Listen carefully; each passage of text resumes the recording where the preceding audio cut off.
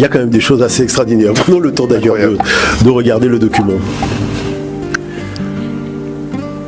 La voici, cette réplique géante de l'os d'Ishango, inaugurée ce mercredi sur la place de la Monnaie à Bruxelles par le ministre bruxellois de la Recherche scientifique Benoît Serex pour encourager la jeune génération à étudier les sciences ou les technologies. Le véritable ossement mesure 10,2 cm de long. Ceci est donc un agrandissement, explique le mathématicien Dirk Heulebroek. Mais pour ma part, on aurait pu l'agrandir encore davantage, car c'est vraiment un vestige d'une importance symbolique capitale. L'ossement en question fut découvert en 1950 à l'est du Congo, dans la région d'Ishango. Il serait vieux de 22 000 ans et possède des encoches sur 3 faces. Par exemple, sur cette face, il y en a 11, 13, 17 et 19, soit un total de 60. On ne sait pas si ce sont les nombres premiers, mais c'est un beau hasard, explique le docteur Heulebroek. Mais à quoi servait cet ossement? Était-ce un calendrier, un jeu de calcul? L'explication est peut-être plus simple. C'est une table de calcul simple d'un peuple qui calcule en dizaines et douzaines. À l'heure actuelle encore, dans la région d'Afrique où l'os a été trouvé, les gens ne disent pas 17, mais 5 et 12. Et à la place de 19, ils disent 7 et 12.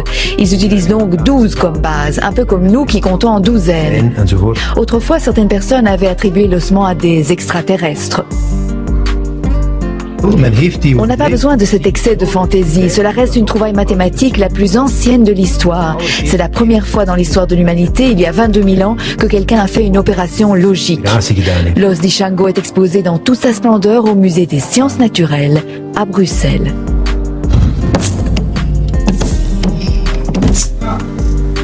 Donc comme je vous le disais hors plateau, ça fait quand même un siècle qu'ils savent que tout les origines mathématiques viennent d'Afrique. Mais bien sûr, je vais même vous donner un exemple, et on en parle d'ailleurs dans le papyrus d'Amès. Pourquoi quand on parle de l'histoire de l'esclavage, on fait croire aux gens qu'on a sorti du continent africain 15 millions d'abrutis? Le problème, c'est pas que le fait qu'on fasse quoi, qu'on a sorti 15 millions d'abrutis, c'est comment nous, descendants d'Africains, déportés, nous nous sommes laissés berner au point de croire que les Africains qu'on a sortis du continent, c'était 15 millions d'abrutis. Est-ce que vous voyez l'affaire?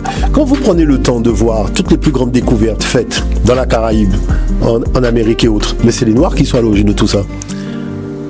Pourquoi on a fait des lois interdisant aux esclaves de déposer des brevets? En disant que le brevet étant un contrat entre le citoyen et le pays et la nation, comme l'esclave n'est pas citoyen, il ne peut pas contracter avec la nation. Mais il y a des lois, il y a des textes, il y a des choses qui prouvent que, effectivement, très tôt, les Noirs ont commencé à innover, inventer, développer. À peine nous étions déjà, rappelons-nous même Mortonol, issu de parents esclaves, qui se retrouve à la défense, à la tête de la défense de Paris, et que tout le monde remercie aujourd'hui, parce que si tous les monuments de Paris sont encore debout, alors que les Allemands venaient bombarder Paris avec les avions, ben c'est grâce à la qualité de son travail. Est-ce que vous savez où est la statue de Mortonol? La statue de Mortonol est cachée sur le port de Pointe-à-Pitre, donnant d'eau à Pointe-à-Pitre. C'est-à-dire, si tu veux amener un enfant voir la statue, qui aurait dû être sur la place de la Victoire, qui aurait dû être visible, cette statue, elle est cachée et réservée aux ouvriers qui travaillent sur le port. La question, c'est qui a organisé ça et dans quel but? Vous voyez, parce que là, il y a quand même des choses extraordinaires. Hein? Non, mais il faut le souligner, c'est-à-dire qu'il faut le dire. D'accord. Je dirais, hein, que fait la statue de ce monsieur de Mortonol? Pourquoi c'est pas devant justement les bâtiments de Mortonol à Pointe-à-Pitre? Vous voyez, que fait sa statue cachée dans un coin? Beaucoup de gens ne savent même pas qu'il y a une statue de Mortonol à Pointe-à-Pitre. Donc c'est vrai qu'il y a quand même des choses qui sont relativement surprenantes. Où est la statue de Raoul Nicolo? Pourquoi il n'y a pas de statue? C'est vrai que la mairie a fait un bus, mais il faudrait une statue. Pourquoi il n'y a pas de statue de Raoul Georges Nicolo? Vous savez que Roland Garros, hein, qui a donné le nom au stade, au tournoi de tennis, il y a une statue, il y a un monument, il y a une effigie, hein, quand vous allez à La Réunion. Hein. C'est-à-dire dans le sens inverse, ça marche toujours. C'est nous qui avons un peu tendance à ne rendre hommage qu'aux sportifs, qu'aux musiciens. Vous voyez, enfin, ce qui a été permis. Pas ce qui est permis, voilà. Entre guillemets. Nous sommes compris, c'est ce qui est permis. Donc où est l'audace? Où est l'audace? Vous voyez, c'est ce qui est extraordinaire. Où est cette audace qui fait que nous sommes des hommes, que nous sommes des gens debout? Où est cette audace? C'est de ça dont il s'agit. Et ça, c'est important. Alors, l'autre chose qu'il faut quand même souligner par rapport à tout cela, c'est que... Avant de passer au prochain point, je pense qu'on va marquer une page de publicité et on revient tout de suite après la coupure et bien avec notre expert des humanités classiques africaines, Jean-Philippe Omotunde. À tout de suite. Alors, effectivement, ce qu'il y a quand même d'important, c'est qu'on a vu que la Belgique a fait une statue de 7 mètres de haut. Il voulait la faire plus grande, visiblement. Oui, mais quand même, comment ça se fait qu'on n'est pas informé ? Parce que c'est une statue qui a été trouvée en Afrique, en République démocratique du Congo, qui date de 25 000 ans. Et c'est la première tablette de calcul de l'histoire de l'humanité. Vous imaginez qu'on aurait trouvé ça en Angleterre, en France ou en Allemagne, mais tous les magazines scientifiques, tout le monde en aurait parlé. Et là, vous avez vu où on a été chercher l'objet ? C'est-à-dire qu'on se pose un certain nombre de questions sur l'intégrité, en fait, de ceux qui font la recherche. Alors, je voulais justement prendre le temps de passer le document suivant, parce que c'est un document pédagogique qui est souvent montré dans les établissements scolaires à travers l'Europe, puisque c'est un document qui existe en plusieurs langues, et je voudrais qu'on prenne le temps de regarder, parce que c'est quand même quelque chose d'important que de voir ça. Pour le troisième document.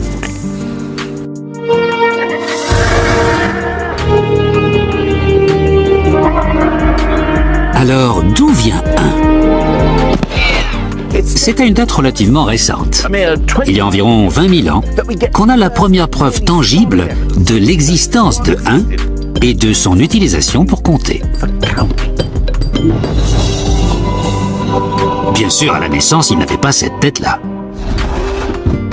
À l'époque, 1 n'était qu'une entaille sur un os. Cet os, qu'on appelle le bâton d'Ishango. Il a été découvert il y a peu de temps au Congo. Regardez ces petites marques. Nous savons que chacune représente un 1. Mais comment en sommes-nous sûrs ? Eh bien, quelqu'un comptait forcément. Parce qu'il y a 60 entailles sur cette face de l'os, encore 60 sur celle-ci, et derrière, il y a plusieurs groupes comprenant le même nombre de marques. Impossible à faire si on ne compte pas. Le bâton d'Ishango marqua sans doute un tournant décisif dans l'histoire de l'humanité. Les zoologistes affirment que les autres mammifères sont capables de compter jusqu'à 3, voire 4, mais pas au-delà.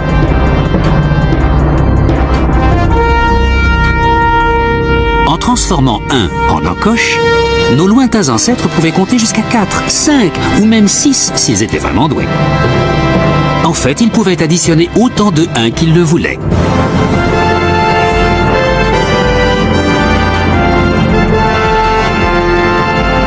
Et c'est ce qui nous a donné l'avantage sur les lions et les tigres. À partir de cet instant, on pouvait compter jusqu'à plus soif. 1 était devenu un grand garçon. Donc démontré par A plus B encore une fois. Voilà. Mais là par contre, je voudrais insister sur quelque chose. Parce que c'est justement ce qu'il ne faut pas faire. Parce que là, nous sommes en train, je dirais, de naviguer sur les eaux territoriales de l'escroquerie intellectuelle. Et je vais expliquer clairement pourquoi.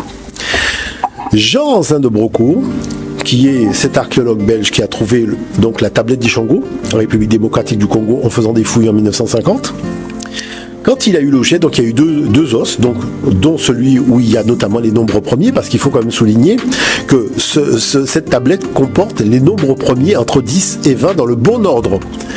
Alors qu'on vous parle de mathématiciens eudoxes, on vous parle de choses beaucoup plus tardives, alors qu'on voit arriver en moins 25 000 ans les nombres premiers dans l'ordre.